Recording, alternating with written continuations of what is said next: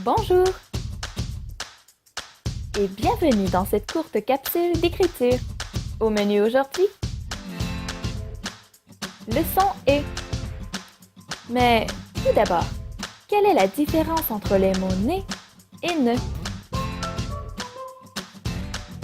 Le son du « e ». La barre sur le « e » change le son, n'est-ce pas? C'est ce que l'on appelle l'accent aigu. Mais il faut faire attention, car il existe une nette différence entre les mots « ne » et « né ». « Né » est le participe passé du verbe « naître ».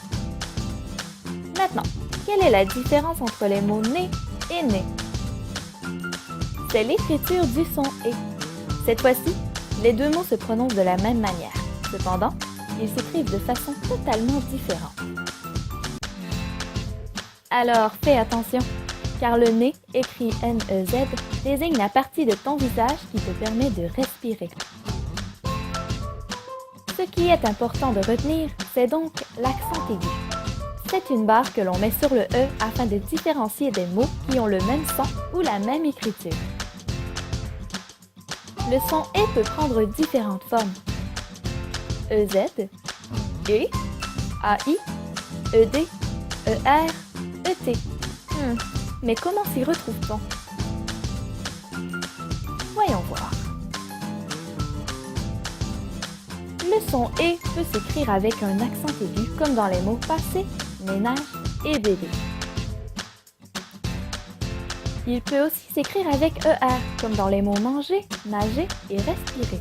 Il est à noter que ER est utilisé dans beaucoup de verbes à l'infinitif. Le son « et » peut aussi s'écrire avec EZ comme dans les mots vous avez, vous marchez, un nez et chez un ami. Mais parfois, le son « et » s'écrit avec ED, comme dans le mot « pied ». On le retrouve en ET dans la conjonction « et ». Et dans d'autres cas, AI prend le son « et » comme dans « j'ai » et « je serai ». En résumé, il est important de différencier le son « et » du son « est ». Et le son « et » peut s'écrire de différentes manières. Mais ne t'inquiète pas, tu dois seulement te rappeler que lorsque « et » s'écrit avec un accent aigu, la petite barre penche vers la droite. Dans une prochaine capsule, nous verrons l'accent grave et l'accent circonflexe. Au revoir!